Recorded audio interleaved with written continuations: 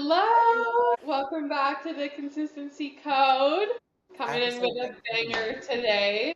We're going to be talking about the very hot topic of GLP-1s. Peptides. And this is episode 19 for us, which is Wild! crazier.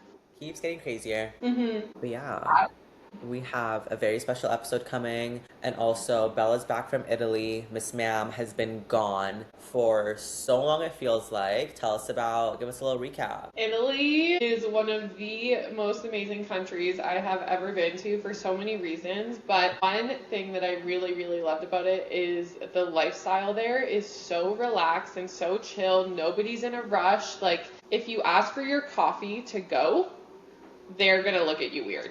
Like, you go into like a coffee shop, you order a coffee and you stand at the bar and sip your espresso and chat, or you go sit down with it. Like, we were even driving from the second town we visited back to the airport on our last day, which was a 2.5 hour drive. So we stopped to pick up a coffee at a gas station, and like the guy didn't even ask us if we wanted it to stay or to go. It was just given to us in the little mugs, and like we had to sit there and like on the patio outside the gas station, and like it was quite nice actually. But like normally, here you always hit the drive-through and you take it to go, and everybody's always in a rush, and it's like, hey, how many things can I get done today? It's like trying to check off your whole to-do list, always in a rush, always stressed. But in Italy, it's the complete opposite. And it makes me think like we're doing it so wrong in North America. Yeah, we're always go, go, go here, right? Always go, go, go. So it was so refreshing just to like chill and switch off. And honestly, I've really enjoyed taking time off the gym, taking time off tracking my macros, just being fully present in the moment. Like, I have not taken more than probably 5 days, maybe 4 days off the gym in 5 years. Like, since I started bodybuilding, since I hired my first coach, I've not taken more than 4 or 5 days off the gym. So, which even like that's rare for a lot of people. Also, they're like traveling with no gym, right? And which is like usually not intentional. But honestly, when you're in Europe and so on, if you're not on prep, obviously, or whatever, I think it would be a disservice to yourself if you were tracking your macros to a T and like whatever, like with the gym and stuff. You would rather be present for something like that, right? So. Exactly. And it's so important for the mental too. Like, otherwise, eventually you're going to hit burnout at some point, and there's more to life than just bodybuilding, and like so much more in the world to see. So if you have the opportunity to go travel and take a step back, like, it is so worth it. We actually did find one restaurant that had like a healthy food section on the menu, and there was the macros under every single meal in that section of the menu, which we were shocked by. Like, I thought that macros would be the last thing I would see. Yeah. In like a small random town in Italy. But yeah, I did not open my MyFitnessPal once while I was there. Ate whatever we wanted. And we didn't like eat like assholes. We didn't overeat, but we did try everything we wanted to try. If we were craving something, like, we didn't restrict ourselves. Maybe had a little bit too much gelato, but we were on the hunt for the best gelato in Puglia, so it had to be passage.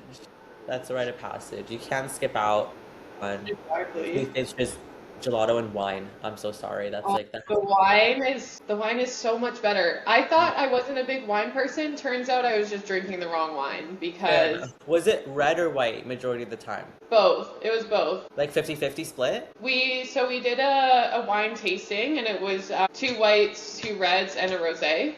Okay, fair.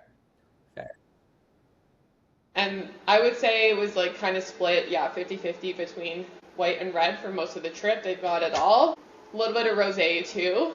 And lots of spritz. Limoncello spritz is my new go-to drink. So limoncello spritz on a hot Italian day.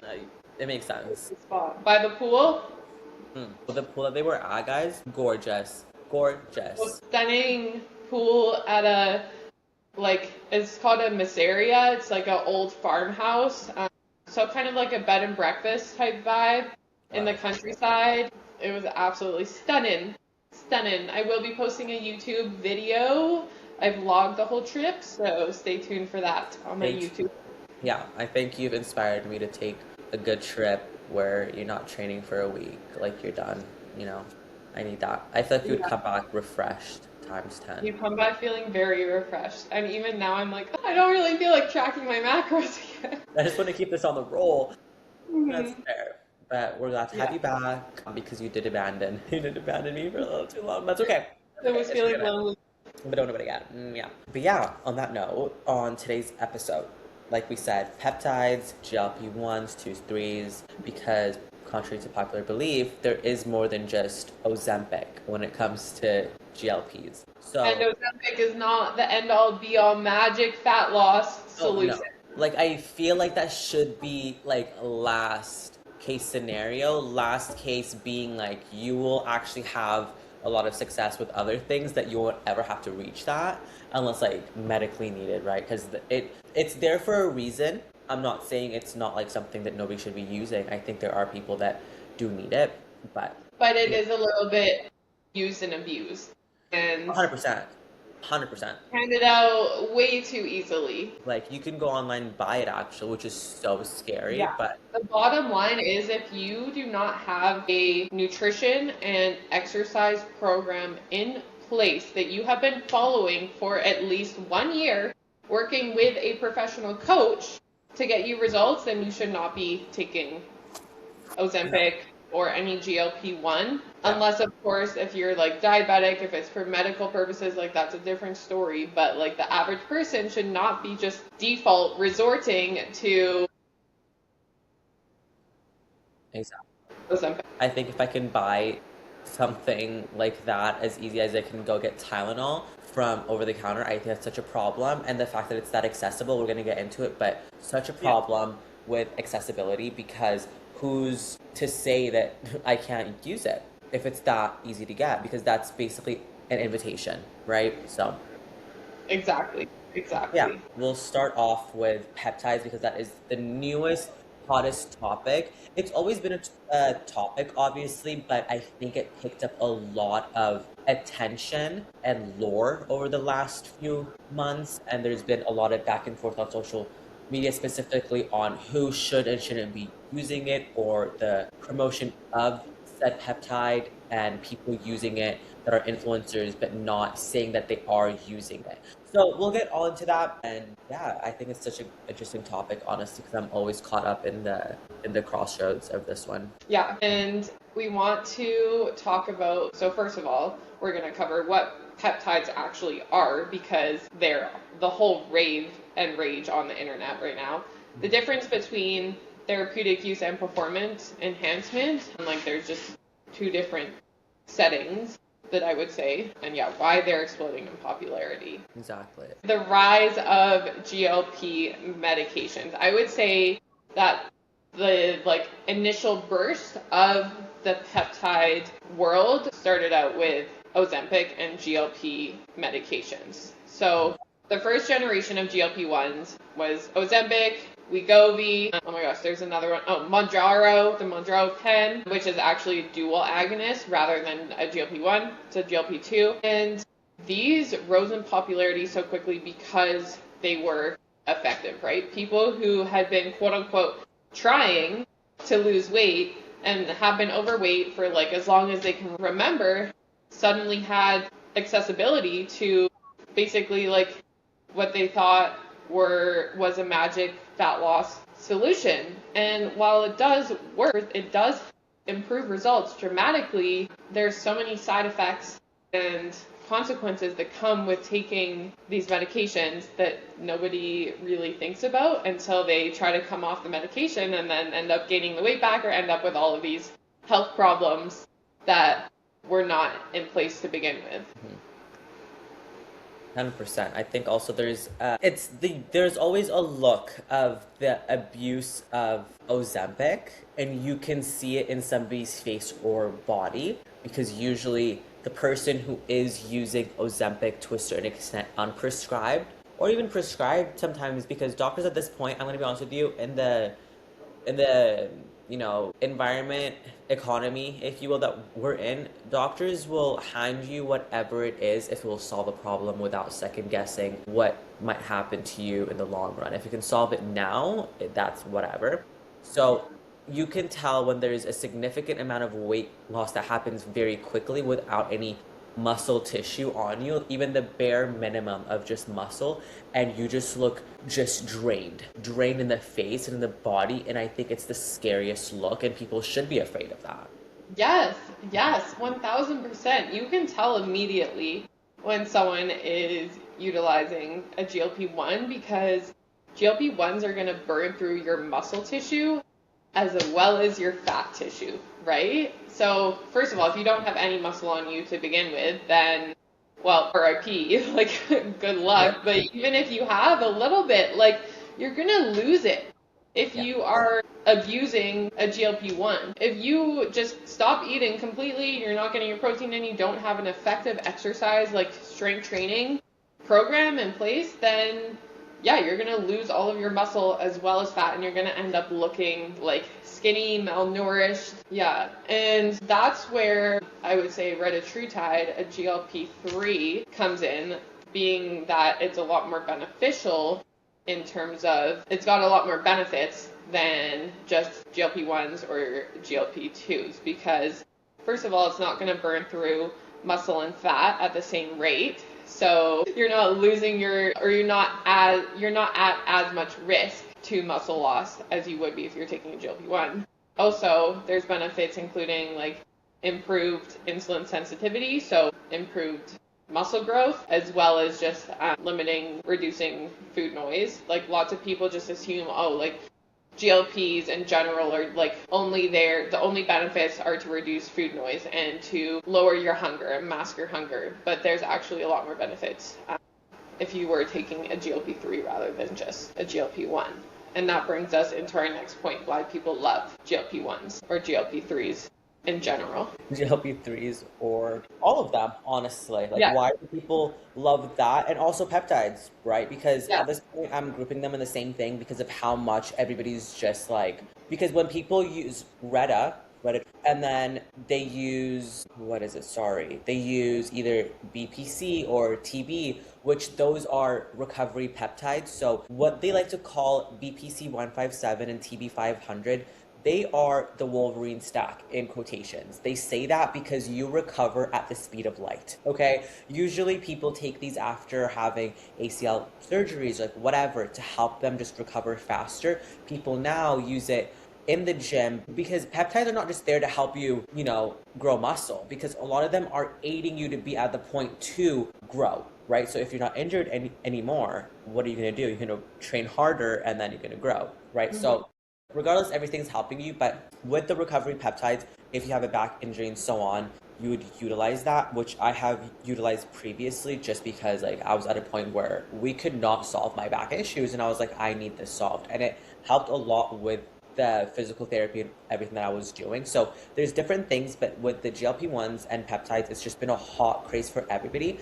And I would say people love peptides for literally two things, and that is people's obsession with food and their hunger noise gets lowered while also being able to reach their goals of fat loss, right? We all want to be at a point where we feel our fittest and our healthiest. But the thing is with that, usually when you're in a deficit, because that's what it takes to lose fat, we obviously feel hungry because it's just common sense. You eat less, you move more, you feel hungry. But it's normal to feel hungry.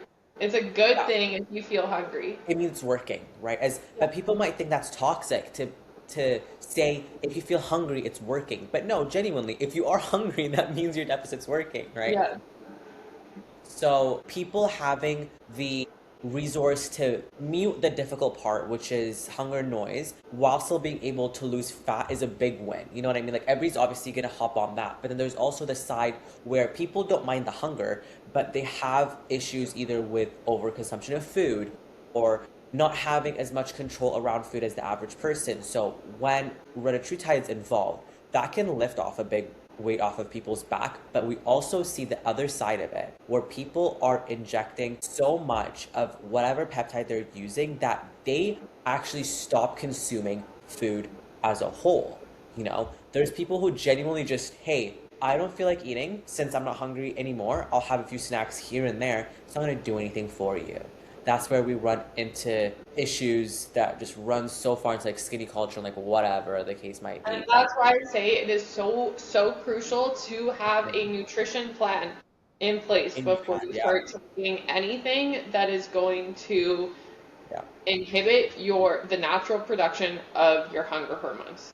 100%. Because Retta is going to make you, one of the side effects is nausea, especially in the beginning. It's a really big issue for people, and this is when you say like have a coach and a plan in place, it's so important, because if you misdose something, which people are using ChatGPT to dose their things, which is such like, we're so far gone, guys, we're so far gone. But if you misdose one thing when it comes to a peptide that will mute your hunger, you will be forced to fast, okay? Because you will not want to even look at food. And that's not what these peptides are here for. They're an aid, not an end-all be-all. Exactly. And that goes for like any peptide as well. Or like any drug, like even talking about peds, like if you are not already training hard and know how to train properly and like are working with a bodybuilding coach, like what's the point in taking Anavar, for example? Like you do more harm, right? Like but there's many more peptides that we're not going to get into, because it's just there's so many of them, and honestly, I'm going to be super honest, I don't know all of them because I don't use them. But something that really, one of the most, like the other popular thing that has nothing to do with fat loss, nothing to do with hunger, literally nothing except for your skin color, right? Tanning is the new thing that people want, especially in the winter. Like winter is where obviously people want to be tanner, but we've left the tanning beds, we've left the spray tans, and we've moved on to a peptide called melanotan. Big red flag. And I have seen many bodybuilders use this just so they can have a better tan on show day. Sure, whatever. But there's genuinely people who stack melanotan, a tanning peptide, with Retta and so on, being like, hey, this is going to help me get tanner and this is going to help me get leaner. Why not combine them? Why not? Because you will die, guys. That's simple as that. So melanotan, I believe, does increase skin cancer risk 100%. as well. 100%. Because you're signaling your tanning, what are they called? You're increasing the production of melanin in your... Yeah, but you're tapping into there's two signals, right? Like your tanning signals, like whatever. You're forcing them on.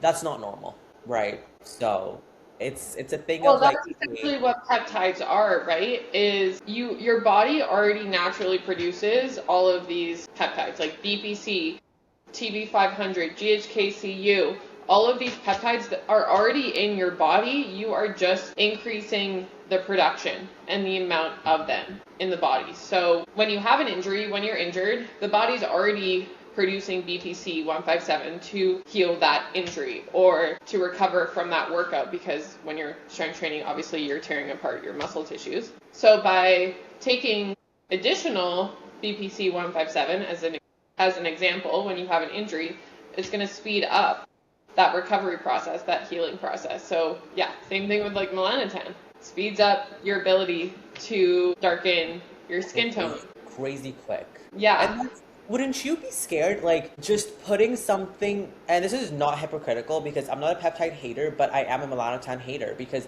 why are you injecting something to your body that you're going to look in the mirror and say, perfect, I'm getting tanner from the inside out right now?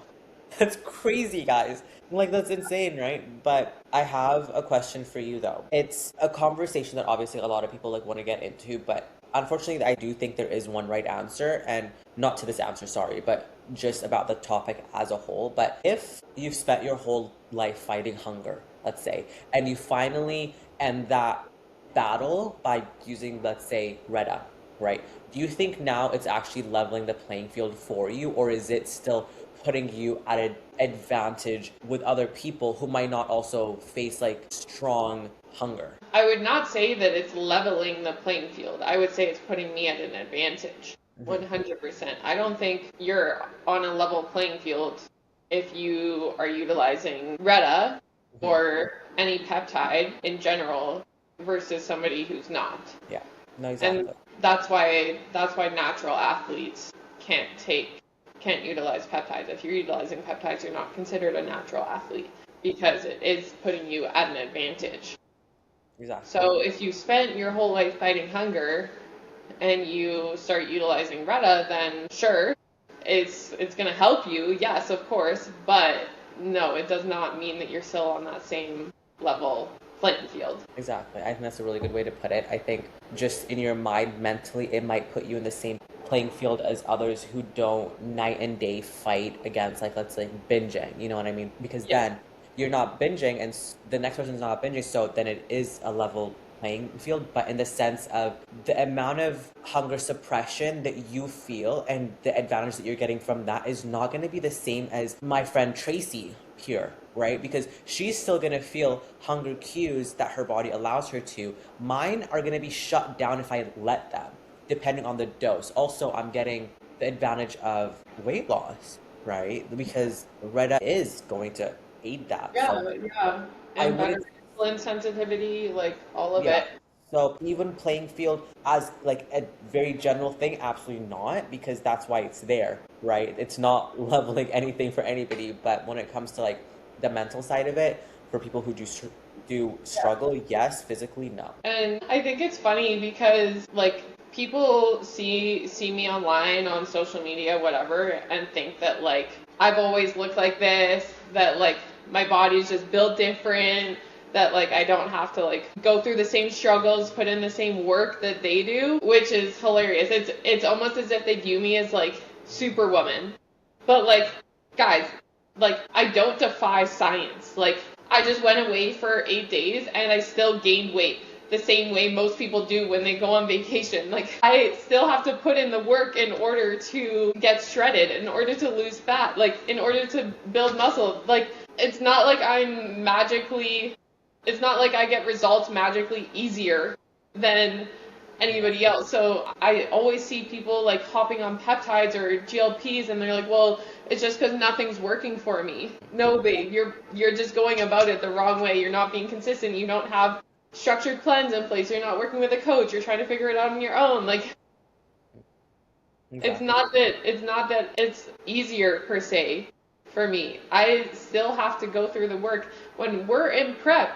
Like we are on the struggle bus, you know? Like we are hungry, we are low energy. Like And they don't it's not see like we like just get those results like handed on a silver platter.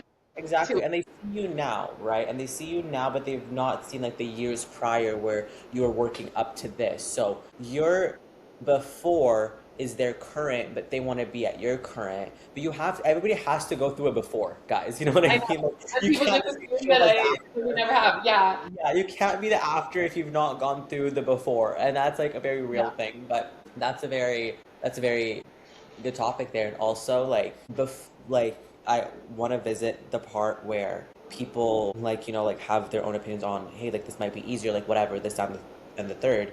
I want to get another conversation going on before we move on to the dark side of things too that people like don't want to talk about because it's all hee hee ha ha because I'm losing weight, I'm not feeling hungry, but there are things that do happen to our bodies that we should talk about. But let's visit the conversation of people who specifically, and I'm not going to put natties in this conversation because if somebody natural saying no peptides, like thumbs down, that's fine because they're living their truth. They're not, inviting peptides into their life either. So they're like, oh no, like that's just not a thing I like support. Cool. When I see somebody who is an open athlete, so enhanced, right, speak about things like peptides, speak about things like any like GLP-1, 2, or 3, maybe not 1 and 2, but like 3s, about how that is cheating.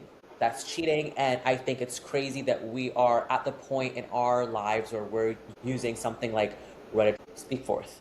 Because I see your face and I feel like you have an opinion I want to hear. I am honestly a big supporter of peptides when they are used in the correct setting. Same thing with PEDs in a bodybuilding sense. I am not, and just because I'm a natural athlete doesn't mean I'm anti PEDs or any enhancements. Same with peptides. I think when used in the right environment with the right support system and plans in place and like knowledge, they can be extremely beneficial and they can definitely be a tool, and they are changing people's lives for the better. And I think it's a great discovery, and I think it's a great world that has been opened up to us in the recent years. But the issue is that people are not educating themselves on peptides or GLPs specifically before hopping on them or running to their doctor. Even the doctors who are prescribing them are not educated on them, and that's where the issue lies. Yeah,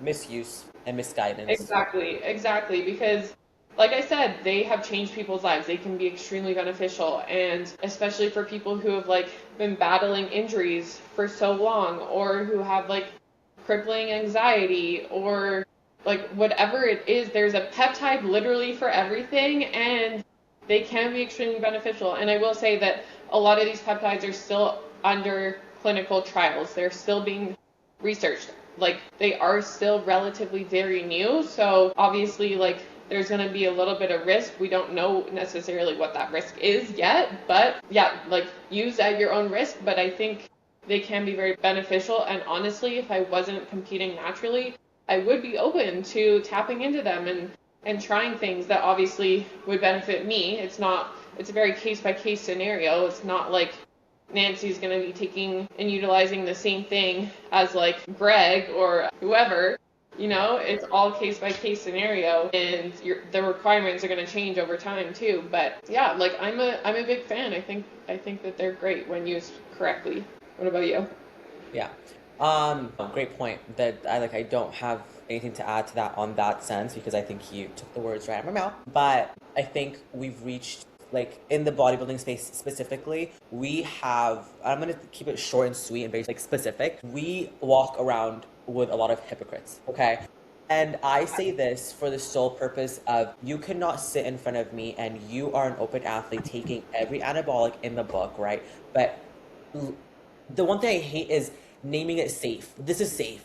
No, nothing that we do is safe, right? Like, we are taking a gamble at some things, because something like Anavar, it was first given to cancer patients, right? Like, that's why it was there, because of the deteriorating muscles. So you can't say that you're using anabolics, say that's safe, and then look at peptides and say, if you're using Retta, you're cheating. Actually, I think it's crazy that we're at that point. Like, you're not living in your hunger, you use anabolics. You cannot speak negatively about peptides. You can speak like educational wise, you know what I mean? Like, hey, like, this might not be safe if you're just like using it willy-nilly. That's fine. I would rather that. But if you're coming on Beyonce's internet talking about peptides are bad, and you're an open athlete, I think that is you being a hypocrite. Literally. It's like, yeah, I genuinely do not understand how you could possibly talk shit about peptides if you are also using performance enhancing drug. I get embarrassed when I hear about it. I get embarrassed because I'm like, girl, like, you, or the guys too. Like, it's very prevalent that guys do it too. I'm like, yeah, what are you talking about right now? Yeah, like, oh, you're supposed to feel the hunger, embrace the hunger. Like, sir, I'm so sorry. I actually like want to sleep at night sometimes. Like, 2 weeks out, I kind of want to sleep fully through the night without feeling hunger. Yeah. So it's like, but you're sweating. Like, you wake up. Some of these dudes are having night terrors and sweats that you're waking up and your whole body's imprinted with your sweat on the bed. I think my Retta will be fine. Literally. Yeah. And also, you're still gonna feel a little bit hungry on Retta at some point. Yeah, like you have to dose it so high where it might be concerning if you don't want to feel any hunger at all, but that's like also gonna hinder you eating completely. So it's doing you a disservice, right? Exactly. So, on that note, let's talk about the dark side of peptides that nobody talks about, because there are a few, and yeah. Peptides are not all sunshine and rainbows. Definitely not, no. Like we already mentioned, muscle loss is a big thing when it comes to utilizing GLPs. Like we mentioned, you can almost immediately tell visually when somebody is utilizing Ozempic or GLP-1s specifically because they have no muscle left. And this honestly comes down to lack of protein, lack of strength training, and then rapid weight loss. Yeah. Those are the telltale signs, I think. And that's the issue of taking GLP-1s without having any kind of pre-existing nutrition and strength training plan in place. Or even as you go, like, I don't know why, like, something like Ozempic is genuinely, like, something that when people say, like, you can take steroids and, like, that's just doing all the work for you. No, actually, no. What that it will be is Ozempic, actually, because you will lose weight by just sitting on your couch, which is what a lot of people do, because that's how we see that strained out, like, look. So you have to be careful that you have to work hard to put yourself in the gym, because you will literally lose everything, where now you're going to have a different problem, which is you look at yourself and you're like, I don't like how I look or feel, which is worse. In my opinion, it's worse. And that is then going to lead into you also under eating, because your hunger hormones are all out of whack from the Ozempic. So you're struggling to consume enough protein. Your energy levels are completely shot, which also means that your training performance is going to go down because you just don't have, you're not eating, so you're not fueling yourself, so you have no energy or gas in the tank to push in your workouts or even work out at all. And that's going to lead to detrimental health concerns as well. If you're not fueling yourself, if you're starving yourself, then you're going to end up with health issues. Exactly. The reason these are even issues to begin with, in my opinion, is because of what we're seeing on social media, right? We have such, I'm going to be honest with you, like, even with, like, fitness, it's the same thing as this. There's different information hitting you from all corners. So how do you know what to listen to? We have people promoting, like, doctors even will come on here. I don't know if they're real doctors at this point, because there's so many of them, promoting GLPs, peptides, influencers that are paired up with peptide companies, which is such a problematic thing, in my opinion, because these peptide companies will give a referral code to anybody with followers. Okay, so if Literally. Jessica, that I followed for lifestyle advice, like, she was a beauty and whatever content creator, and she decided to go through a weight loss phase and just drop like 50 pounds, and she decided to use Ozempic, this company is going to give her a code. She's going to tell us, hey, here's how you can get 10% off as Ozempic. That's awful. So we're not just giving these referral codes, and these companies are working close to promote with coaches or whatever, which would be a little bit better, I would say, because then coaches would be held accountable for what they're putting out there for clients to consume, right? But so unregulated. You follow people because you trust them and you like the content that they're putting out, right? You follow them for advice and for value. And so then, if you see Jessica posting her peptide link, then... Peptide stack too. Oh my God. Say that again? They'll do peptide stacks. Oh my God, I know. And the influencer doesn't even know what she's talking about. But then her 200,000 followers are trusting her, and that's how misinformation is spread. Yeah. And have you seen, what's it called? I don't know if you've seen it, but it's a reel of this girl talking about her peptide stack that got sent to her by a peptide company. So it was a box like this, and she was like opening it and giving us a haul like it was gummy bears, okay? And she was like, this is whatever, like, this is this. And she goes, I guess she's only used Retta and one other thing, like, previously. But they sent her an entire box of peptides to try, okay? And she goes, this is this. I've never tried this one before, so let me know what it does in the comments. Oh my gosh, she has to be canceled. That is so bad. I've never tried this before. I don't know what it does, but let me know. Genuinely, I was like, I'm not even going to comment under this because she's so far gone. I don't know what to say. But the issue with peptide companies sending an entire box of different things for you to taste test is crazy. It's not candy. Oh my goodness. That's crazy. Okay, I have a question for you on that. So, with that in mind, would you say that peptides have become the new supplement industry? Are they replacing supplements?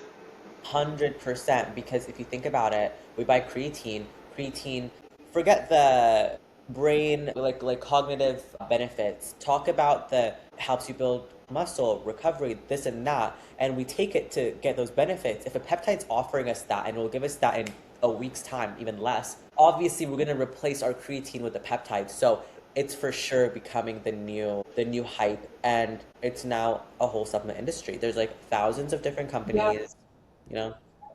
Yeah. And that I do not necessarily agree with.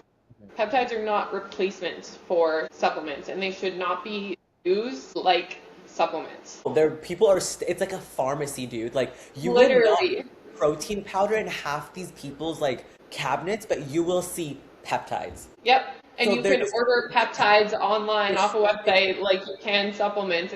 It's crazy. 16-year-olds are literally swapping out. They're like creatine, like they're fat burners for actual shit, and I'm like, The that's industry is just so unregulated. It is genuinely a bit concerning.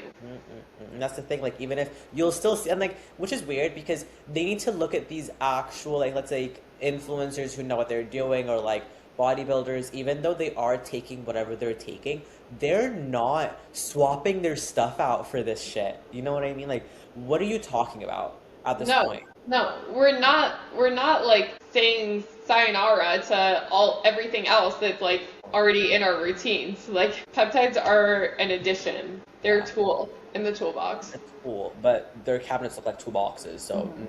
I guess we have to just. Yeah. So on that note, are we creating a shortcut culture, would you say? Like, do you think peptides are now just being used as a shortcut? Like for better Unfortunately, health outcomes, like reduce obesity, just like cutting out the quote unquote suffering. I would say, like, I'm not gonna talk about it in the bodybuilding sense because I don't think it's like, I don't think peptides is that big of a thing when it comes to bodybuilding. I think PEDs are gonna be before, just Yes. because of like more benefit for what your Yes. physique, you know what I mean? But in general, for people, 100%, 100%, and I For hate to say it. lifestyle, And you yes. know me, like I don't want to say peptides are a shortcut, but because of who is actually the new consumer of these products, it is a shortcut. And also, niche take here. I think there's way more average Joes taking this shit than people who are going through obesity and need to, like get to a healthy point. There is less of them using Ozempic than average people, I will say, like wholeheartedly, which is so disturbing. Yes. Yeah. That is crazy. It is. And again, it's just because like misinformation is spread so much. And it's like, yeah, if you see like your favorite influencer doing an unboxing, and then of course you're gonna like hop on the train. Yeah, because if I followed you and I was a fan and I was watching everything that you do and I was like looking up Yeah. to you, Imagine if like, God forbid, like peptides were in Costco and I like went to Costco and I like told everyone to like buy this peptide. Yeah, I everyone's will. gonna go buy it because I they trust would me. actually. So it's crazy, which I better Yeah. not go. If I see any of my Yeah. friends ever coming on my feed with a peptide box doing an unboxing, oh my god, I would actually Oh lose my my gosh, shoot me, shoot I would me. actually lose my But mind. yeah, it's genuinely concerning like how peptides are kind of being used as shortcuts because there's no habitual development if you're utilizing say GLP-1. You're not building any sustainable habits. You are becoming reliant on the medication and then you don't have any backup plan for when you come off the medication because you're so reliant on it with no habit development. And you're creating unrealistic expectations as well. You're then expecting fat loss to always be that easy. Yeah. And do you think, if a tool like this works, does it mean that it's easier? Does it matter, sorry, No, that in the it's long run, no. Sure, if you hop on Ozempic and you start seeing results faster than you've seen in your entire life, then you may be led to believe, you may assume that it's easier. But in the long run, like it would have been easier if you had just invested in that coach, followed a structured training and nutrition plan that has been built for you specifically, and lost weight the healthy and sustainable way. also, I think it would be cheaper. Not to, I'm so sorry. Yeah, no, Like, because it would Ozempic is have to what, be like cheaper. 400 a month. Like, it would be It would cheaper. be cheaper. Yeah, 100%. And that's also what's crazy is people are willing to spend that much on peptides and GLPs, but they're not willing to invest in a coach. Yeah. And Crazy, that's our crazy. next topic. Like, what do Yeah. you What think? does that mean for coaches? Yeah. What do Like, you think are means? coaches becoming obsolete? Like, it's crazy how people are now like just relying on Chat GPT, going to chat and being like, yo, chat, like, make me a workout program, make me a meal plan. Like, chat is as good as MyFitnessPal will be, right? Yeah. If you want it to count your stuff. Well, But at the yeah. end of the day, is MyFitnessPal gonna tell you, hey, you're actually under consuming fats, let's bring it up. You're gonna lose your period as a woman, so let's bring up this. No, a coach will, a second I will. Yeah. Oh, you're experiencing these issues with your gut, like let's do this with your diet. Or, there's just so many things that chat isn't going to consider. And not to mention, like, clients still need accountability. Chat isn't teaching you any useful tools and skills for like the long run, for the rest of your life. Like, behavior change still matters immensely. Yeah. And like, emphasis on long-term success, right? Like, the people who are successful long term utilizing peptides are usually the people who also are building habits while using them. Like, my most successful clients all have one thing in common, and that is that they have built habits that will last them long term. It's not just a quick fix thing, and it's not them just solely focusing on the scale. How low can we get this number? They are actually learning and building tools that will last them long term so that they don't end up gaining the weight back and starting from square one over and over again, or relying on a GLP-1 or a medication or anything. I think that's a really good one because that's why we do support the use of peptides in a necessary environment, because you can still build habits while taking them, and then when you're off, you still keep those habits because habits are habits, right? So same thing with like routine and so on.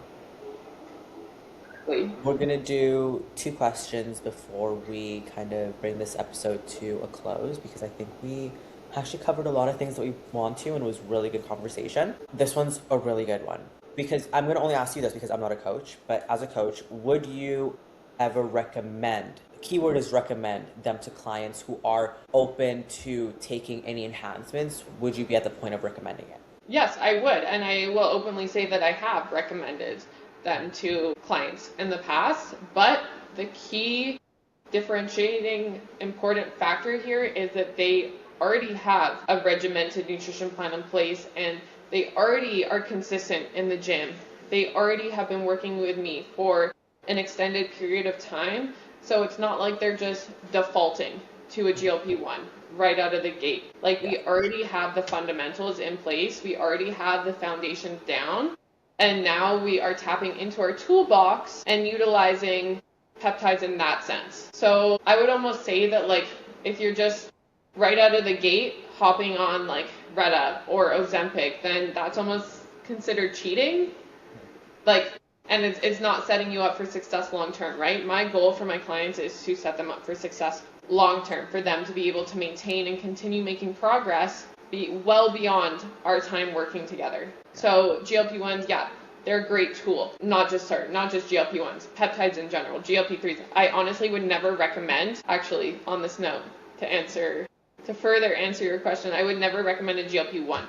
I would recommend a GLP-3, so Retta, because there's so many more benefits to it than just the fat loss, unlike GLP-1s. Also, Ozempic is starting to get linked to a lot of interesting things, guys. You should really do some Yeah, research on it. Kind of scary. Kind of it scary. is. It is, yeah. A really good one for to end this. This one's good. This one's good, okay?